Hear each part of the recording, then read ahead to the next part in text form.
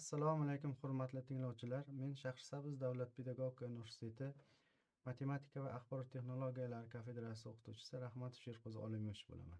Bugungi darsimizda kompyuter tarmoqlari va internet tarmog'i bilan tanishish degan mavzuda qisqacha ma'lumotlar berib o'tamiz.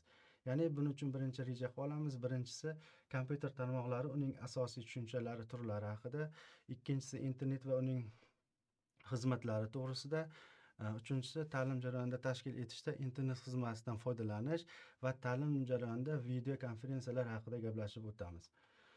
Xo'p, asosiy tushunchalar haqida kompyuter tarmoqlari, ya'ni kompyuter network, bu kompyuterlar orasida axborot almashuv tizimidir. Yoki boshqacha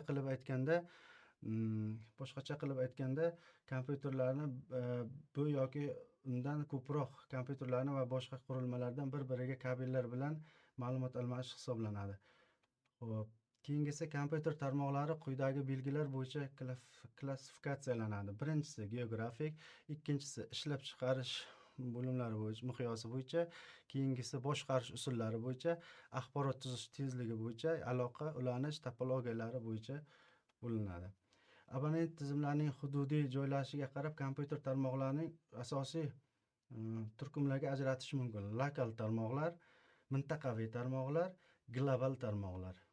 Lokal tarmoq kompyuterlarning gaplashadigan bo'lsak, ya'ni lokal bir xonaning yoki binoning ichida tashkil qilinadigan tarmoqlar lokal tarmoqlar hisoblanadi. Mintaqaviy kompyuter tarmoqlari bir-biriga ancha uzoq masofada joylashgan kompyuter va lokal kompyuter tarmoqlarini o'zaro bog'laydi va katta shaxslar iqtisodiy mintaqa va alohida mamlakat doirasida abonentlarni o'z ichiga olishi mumkin.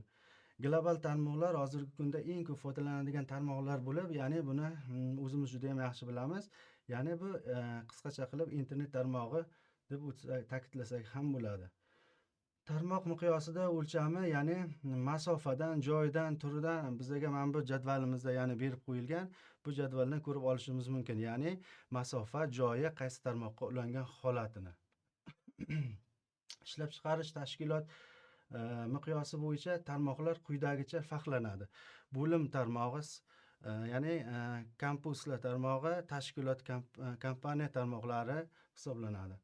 Xo'p, boshqarish usullari bo'yicha tarmoqlar quyidagicha bo'lishi mumkin. Birinchisi, ya'ni mijoz, bu bilamiz, kompyuter va so'rovlar beriladi va kompyuter yoki dasturlar, obyektlar yoki boshqacha qilib aytganda mijoz bu tarmoqni resurslaridan foydalanuvchi, ya'ni tarmoq va unga xizmat qiladi. Server bu tarmoq xizmati ko'rsatuvchi kompyuter yoki dastur obyekti yoki boshqacha aytganda server bu tarmoq abonenti bo'lib, boshqa abonentlarga o'zining resurslarini taqdim etadi. O'zi esa boshqa abonentlardan resurslardan foydalanadi, ya'ni faqat tarmoqqa xizmat qiladi.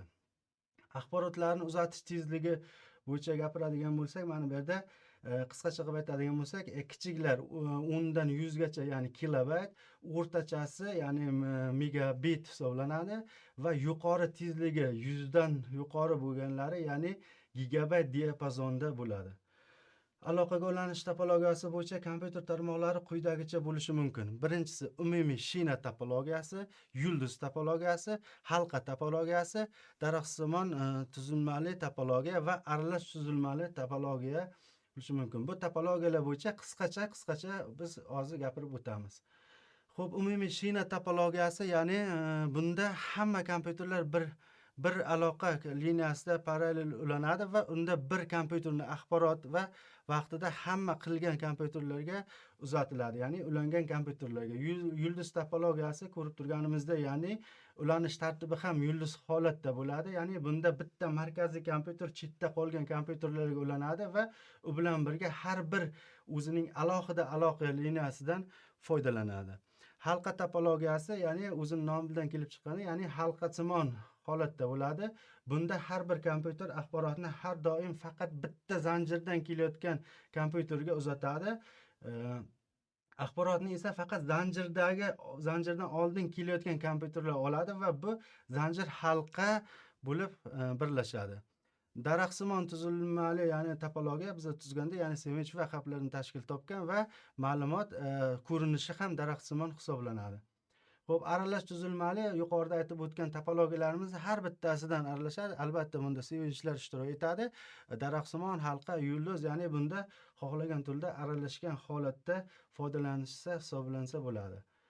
Kompyuter tarmog'ini texnik ta'minoti, ya'ni kompyuter tarmog'i tashkil qilish uchun albatta bir necha tarmoqlar ishlatiladi, texnik vositalardan foydalaniladi.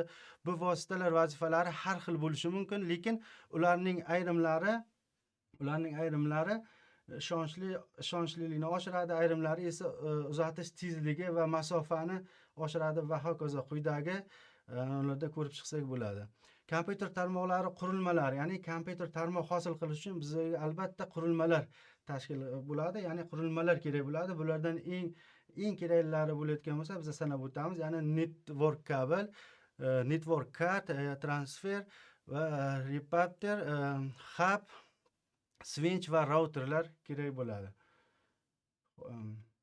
Xulosa qilib shuni aytamizki, ya'ni asosiy xulosa qilib shuni aytganimizda, kompyuterning yaralishi insonlar hayotida eng katta bo'ladigan bo'lsa, ya'ni internet tarmog'i bizga ma'lumotlarni cheksiz uzatish va topish, ishlash va qayta almashtirish imkonini beradi. Ya'ni tarmoqlar asosiy maqsad foydalanish, ma'lumotlar almashinuvini tezlashtirish hisoblanadi. Qolgan darslarimizda keyingi darsimizda gaplashamiz. E'tiboringiz uchun rahmat.